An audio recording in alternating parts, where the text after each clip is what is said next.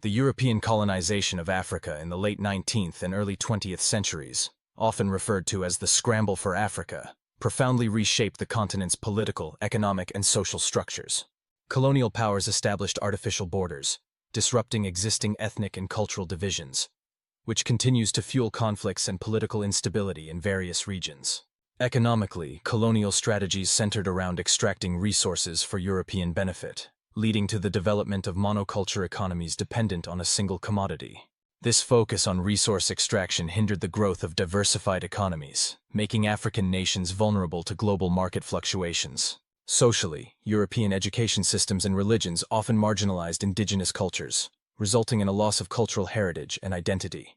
In contrast, Africa's current relationships with BRICS nations, particularly Russia and China, are grounded in mutual respect and shared benefits.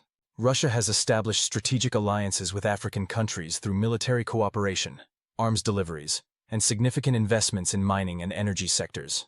Likewise, China plays a major role in Africa's development through infrastructure projects, trade, and investments, particularly under initiatives like the Belt and Road Initiative.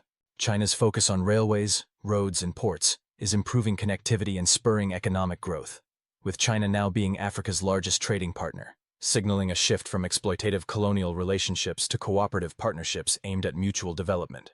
Recently, Russia has forgiven substantial portions of debt owed by African nations, alleviating their financial burdens and strengthening economic ties. China has also removed tariffs on African goods, making it easier for African products to enter its large market. These efforts support the growth of African industries and enhance trade relations, contributing to sustainable economic development across the continent. This video will explore the evolving partnerships between Africa, Russia, and China, two key members of the BRICS group, and examine how these relationships have developed and their potential impact on Africa's future. Additionally, it will look into the recent expansion of BRICS to include South Africa, Ethiopia, and Egypt, giving Africa a more prominent voice within the group. Let's begin by exploring the historical context of Russia's relationship with Africa. The connection between Russia and African nations has transformed significantly from the early 20th century to the present. Initially, Russia had limited engagement with Africa, overshadowed by the colonial expansion of Western European powers during the Scramble for Africa. Unlike Britain, France, and Germany, the Russian Empire lacked the proximity, naval strength, and colonial ambitions to establish a meaningful presence in Africa. As a result, Russia's interactions with Africa were mostly sporadic, involving exploratory missions, religious ties, and occasional diplomatic efforts. Russia's early involvement in Africa was largely academic. Researchers, geographers, and explorers were sent to understand the continent's diverse cultures and landscapes. The Russian Orthodox Church also maintained a spiritual connection with the Ethiopian Orthodox Church, fostering solidarity based on shared Christian traditions. One of Russia's earliest formal actions in Africa was the establishment of a consulate in Tangier, Morocco, in 1897, marking its attempt to engage diplomatically in North Africa, a region of growing geopolitical importance. The consulate allowed Russia to observe Mediterranean trade and politics without engaging in colonization, while also serving as a base to monitor the activities of other European powers. During the decolonization period of the 1950s and 60s, the Soviet Union took advantage of opportunities to expand its influence in Africa by aligning with liberation movements and newly independent nations. Moscow positioned itself as a champion of anti-colonial struggles, offering military, economic, and ideological support to challenge Western dominance. The Soviet Union's support for anti-colonial movements was evident in its backing of Algeria's National Liberation Front during the Algerian War of Independence, 1954 to 1962. The USSR supplied critical military aid, including weapons and training, significantly contributing to Algeria's eventual independence in 1962. The Soviet Union also supported other liberation movements, such as the MPLA in Angola and Frelimo in Mozambique, providing arms, training, and financial aid. These movements relied heavily on Soviet assistance to achieve freedom from colonial rule. The Soviet Union, known for its socialist-leaning ideology, forged close ties with newly decolonized nations, strengthening its presence across Africa. By building these relationships, the USSR sought to expand its influence and counter the growing influence of the West, especially the United States. One of the earliest examples of this shift in foreign policy came in 1943, when the Soviet Union established diplomatic relations with Ethiopia. However, it was after the Ethiopian Revolution of 1974, when Emperor Haile Selassie was overthrown, that the partnership between the USSR and Ethiopia deepened significantly. Following the revolution, the Soviet Union became a key ally of the Derg regime under Mengistu Haile Mariam. The USSR provided critical military and economic aid, cementing their role as a strategic partner. This support was particularly evident during the Ogaden War of 1977 to 1978, where the Soviet Union supplied Ethiopia with weapons, advices, and even Cuban troops to repel Somali forces. Similar partnerships between the Soviet Union and African nations emerged throughout the continent. In Ghana, under President Kwame Nkrumah, Soviet support was evident in both development projects and ideological alignment. Moscow's backing of Ghana's socialist policies strengthened the bond between the two nations. Likewise, Moscow's commitment to anti-apartheid efforts in South Africa further showcased its strategic and ideological involvement across Africa. The Soviet Union supported the African National Congress, ANC, in its struggle against the apartheid regime. This assistance included military training, financial aid, and ideological support, which were vital to the ANC's armed wing, Umkhonto we Sizwe, MK. The Soviet Union's assistance was integral to the ANC's resistance against apartheid, as its socialist orientation was heavily influenced by its relationship with Moscow. The Soviet Union's global push for anti-imperialist movements helped shape the political landscape of many African nations during the Cold War. The Soviet Union's military and economic aid played a crucial role in solidifying its status as a key ally for numerous African nations. Algeria, for instance, received an estimated $11 billion in military equipment throughout the 1970s and 1980s, with Soviet arms making up 70 to 80% of the country's military inventory. Arms deals and technical assistance were provided to other African allies, often at subsidized rates or even as outright gifts. Economically, the Soviet Union played an important role in supporting industrial and agricultural development projects across the continent. These efforts aimed to help African nations strengthen their economies while aligning politically with the USSR during the Cold War. However, the dissolution of the Soviet Union in 1991 marked a sharp decline in Russia's engagement with Africa. Facing severe internal economic challenges and political instability, Russia shifted its focus inward, leading to a significant reduction in diplomatic, economic, and military interactions with the African continent. In the early 1990s, Russia closed several embassies and consulates across Africa, signaling its diminished capacity to maintain an active diplomatic presence.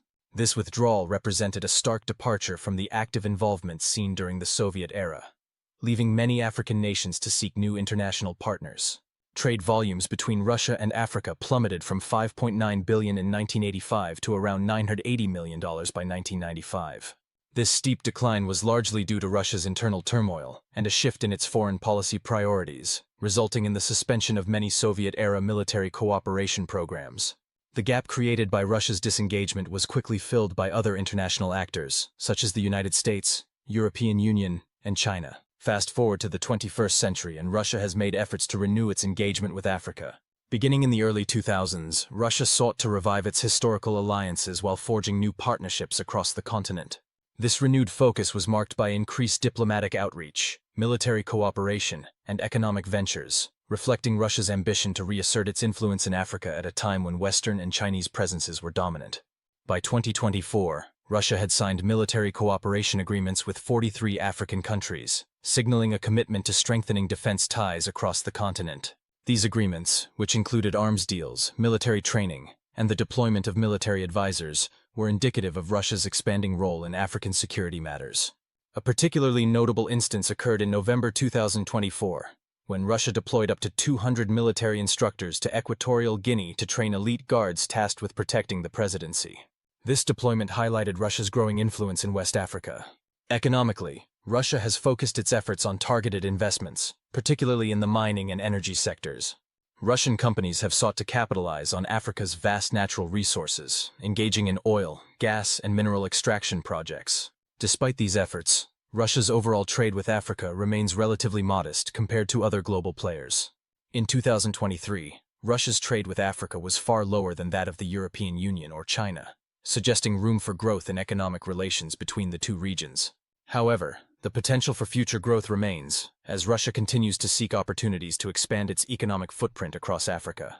Now, turning our attention to the historical relationship between China and Africa, the partnership between these two regions has evolved dramatically over the years.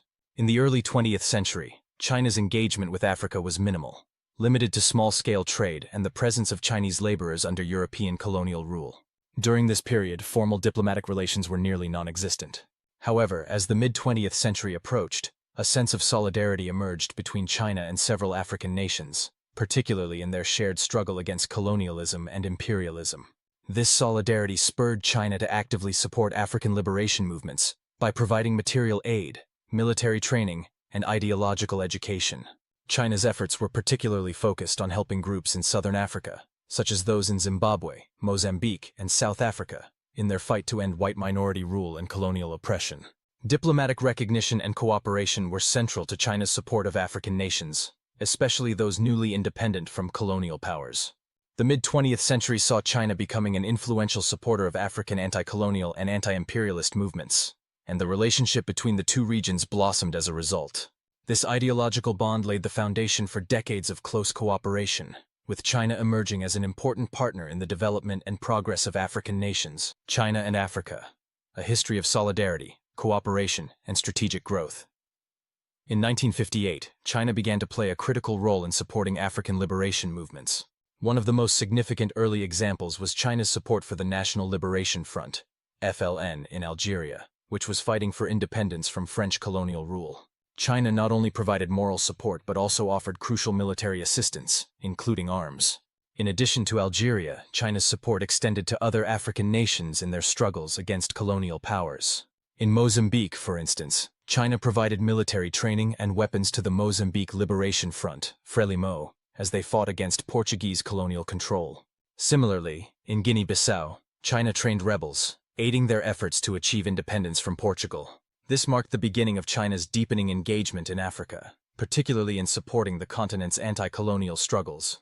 A pivotal moment in China's diplomatic history with Africa occurred in 1956, when Egypt became the first African and Arab country to establish formal diplomatic relations with the People's Republic of China. This diplomatic relationship laid the foundation for future ties between China and the African continent. China's outreach to Africa continued to grow throughout the 1950s and 1960s, with China opening a trade office in Cairo in 1956. The office became an essential hub for China's engagement with other African liberation movements. As a result, China was able to establish ties with newly independent nations such as Morocco, Tunisia, Algeria, and Sudan. Beyond Egypt, China's support for African liberation movements expanded. For example, in Mozambique, China provided substantial support to the Frelimo during their struggle for independence from Portuguese colonialism. In Guinea-Bissau, China offered military training and material assistance, helping rebels as they fought for their independence from Portugal. These actions underscored China's commitment to African nations' aspirations for independence, self-determination, and the rejection of colonialism. By the late 20th century, China's engagement with Africa shifted toward economic cooperation and development. After the Cultural Revolution, China's leadership turned its focus toward modernization and strengthening international relationships, particularly with African countries. A prominent example of this new era of cooperation was the construction of the Tanzania-Zambia Railway, TAZARA, between 1970 and 1975. This ambitious 1,860-kilometer railway connected the port of Dar es Salaam in Tanzania to the town of Kapiri Mposhi in Zambia's central province.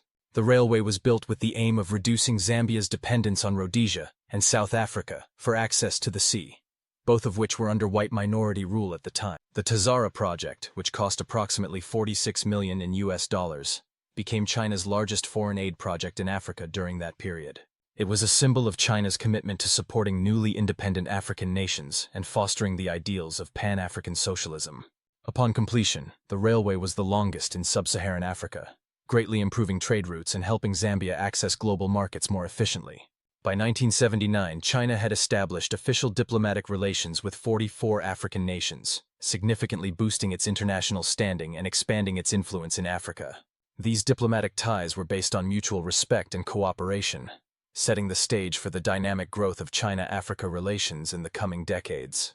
Entering the 21st century, China emerged as Africa's largest trading partner, with trade volumes reaching $254 billion by 2021.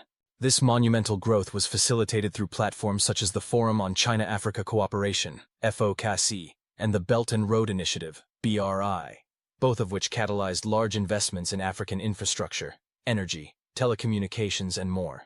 The scope of China-Africa cooperation expanded even further, covering sectors like healthcare, education, and technology. A notable pledge made during the 2024 FOCAC summit was China's commitment to create 1 million jobs in Africa over the next 3 years, focusing on green energy and technological innovation. This reflects China's broader commitment to sustainable development in Africa. The Belt and Road Initiative has dramatically transformed Africa's infrastructure, improving connectivity, trade, and economic development across the continent. One of the most impactful projects under the BRI is the Addis Ababa-Djibouti Railway, completed in 2016. This electrified 752-kilometer railway connects Ethiopia's capital, Addis Ababa, to the port of Djibouti, facilitating the faster movement of goods and people between the landlocked country and the outside world.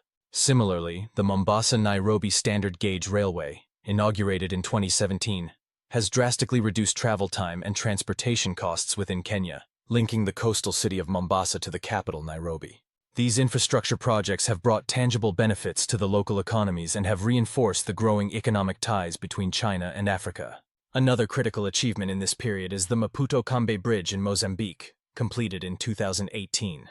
Spanning 3 kilometers, this bridge is the longest suspension bridge in Africa and has improved connectivity between the capital, Maputo, and the surrounding district of Kemi. The project has stimulated economic activities in the region and facilitated better access to markets. In Djibouti, the expansion of the Dorale port has strengthened its role as a key logistics hub in East Africa. The project has increased the port's capacity and improved the region's maritime trade, contributing significantly to the region's economic integration. The emergence of BRICS, Brazil, Russia, India, China, and South Africa, as a major international organization, has further boosted Africa's presence on the global stage. South Africa's inclusion in BRICS in 2010 marked a significant milestone, enhancing Africa's voice within the bloc. Recent expansions of BRICS, with Ethiopia and Egypt joining in recent years, have further amplified Africa's representation in global affairs. These nations bring unique strengths and perspectives, contributing to the broader agenda of BRICS on global development and stability. As BRICS continues to expand, Africa's role within the group is poised to grow, offering the continent more opportunities to influence global economic policies and advocate for a more equitable international order. In conclusion, the evolution of BRICS's engagement with Africa reflects a transformative journey, transitioning from historical solidarity in supporting liberation movements to contemporary strategic partnerships. In the early stages, BRICS countries, particularly China and Russia, offered material aid and training to support Africa's decolonization efforts. As African countries gained independence, these relationships deepened into significant economic cooperation. China's Belt and Road Initiative has played a crucial role in developing Africa's infrastructure, and Russia has contributed to energy projects and military cooperation. The establishment of the BRICS New Development Bank has provided African nations with alternative financing options, further supporting their development goals. This shift represents a departure from traditional aid models, focusing on mutually beneficial partnerships based on respect and shared interests. As BRICS continues to expand, with new African members joining, the continent's role in shaping global economic and political decisions will only increase, offering greater opportunities for Africa to influence the future of international relations and global development. Thank you for watching this video. We appreciate your support. If you found our content insightful, please consider liking and subscribing to stay connected. Your support is invaluable to us. You can also explore more of our content, which is now visible on the screen.